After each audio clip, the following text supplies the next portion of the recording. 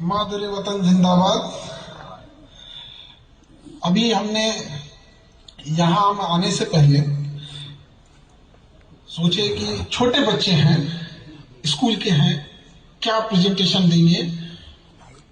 लेकिन जब यहाँ प्रेजेंटेशन देखे हम बच्चों का, तो हम ये कह सकते हैं कि आने वाले 10 साल 20 साल बाद ऐसा हमें देखने को मिलेगा कि किसी भी बड़े ऑफिस, बड़े डिपार्टमेंट में यहाँ के बच्चे जरूर देखने को मिलेंगे। जितना इन लोगों का जो जज्बा देखे हम, छोटे बच्चों बच्चियों सबका यहाँ पर। हम बिहार से आते हैं, जहाँ युद्ध से पहले बुद्ध को पढ़ाया जाता है, जहाँ मजनू नहीं माझी की कहानियां पढ़ाई जाती है, जहाँ उगते सूरज के साथ साथ डूबते सूरज को भी हम लोग पूजते।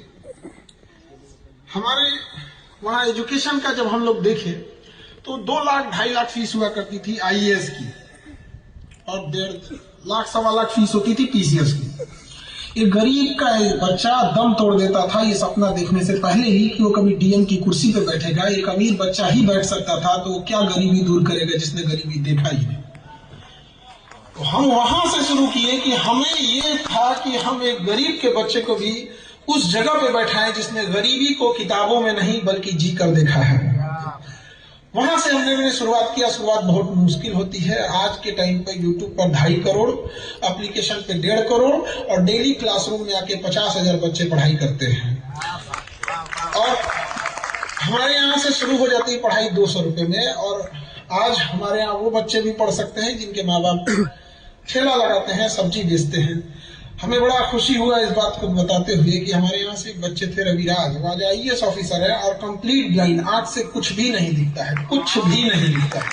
तो ये बताता है कि इंसान अपाहिज दिमाग से होता है, अंग से नहीं होता है। यहाँ पर वैसे ही जब यहाँ उम्मीद एकेडमी की शुरुआत हुई तो वली रहमानी साहब जब यहाँ से शुरुआत किए थे, तो जो हमने इनका वो छोटा सा वीडियो क्लिप देखे थे जिसपे ये 100 रुपए मांग रहे थे, तो पहला हम शुक्रिया वली साहब का करने से पहले उन लोगों का शुक्रिया अदा करते हैं जिन लोगों की परवरिश इतनी अच्छी थी कि एक तालीम, एक स्कूल खोलने के लिए वो बढ़ चढ़ के सामने आए, ये जाने बिना कि ये आगे जाके क्या काम करेगा और क्या नहीं करेगा यहाँ पर। तो हम सबको ऐसे लोगों का शुक्रगुजार होना चाहिए। और क्योंकि ठंड बहुत ज्यादा हो गई है हमें लगा, हम कल आए थे तो इतना ठंड नहीं था यार तो ठंड की वजह से ना हमें लगा कि उतना ठंड नहीं हो गया। स्टेज भी खुला खुला है इस वजह से। तो छोटे बच्चे थे, उनको तो और ठंड लग रही होगी। हम जब इसको देखे तो पता चला कि 1 से 1.5 साल की मेहनत में इतना ज्यादा तैयार हुआ है। और साइंटिफिक ढंग से पढ़ाई, लैब को देखें, वहां ड्रोन टेक्नोलॉजी देखें, वहां रोबोटिक्स पढ़ाई करते देखें, दिल बहुत खुश हो गया। इसी सब पढ़ाई की जरूरत है। और जब तक हम दुनियावी तालीम को दूर भागते रहेंगे, याद रखिएगा कोई ना कोई आएगा, कुचल के जाएगा। फिर उस वक्त उनसे लड़ने के लिए वही तालीम काम आएगी। क्यों बांट दिए हमने दुनियावी और दीनी तालीम? क्या हम नहीं कर सकते हैं? हम science, arts, history, geography, polity, economics, current affair, biology, physics, सब सारे सब्जेक्ट पढ़ा देते हैं।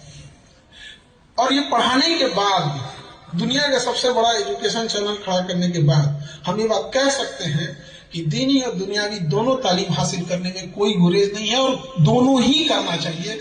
नहीं तो अभी जिन बच्चों ने अल-अक्सा का जो उन्होंने दिखाया, जो रियलिटी दिखाई, बाद में वो क्या पैगाम दे?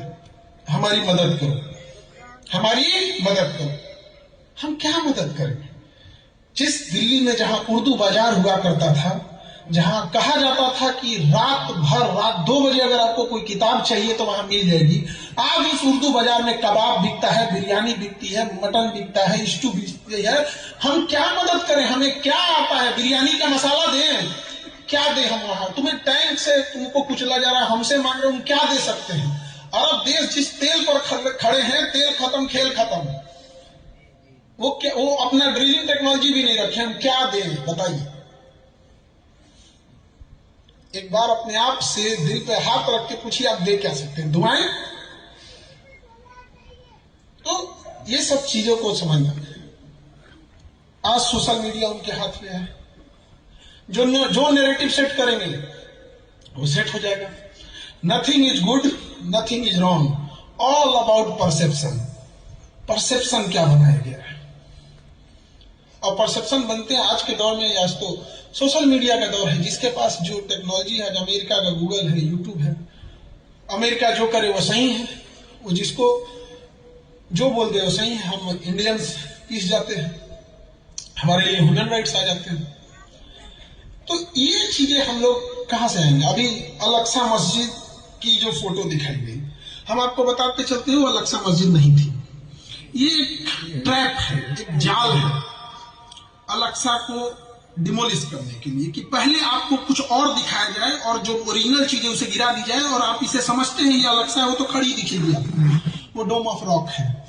अलक्सा एक कंपाउंड है जिससे मस्जिद किबली है, वो मेन है। और यकीन मानिए, हमें लगता है कि अगर वो मस्जिद किबली दिखाया जाए तो 80% को लगेगा कि ये इंसान जाहिल है, अलक्सा को देखा ही नहीं है, जबकि ये नैरेटिव सेट किया जा रहा है इस चीज को। खैर, अब हम अपने आते हैं, क्योंकि हम इस सब चीजों के एक्सपर्ट नहीं हैं, बट जो हम आपको बताते हैं एजुकेशन वाले, थोड़ा सा सॉल है, हमको ठंड लगनी चाहती है, माफी चाहेंगे।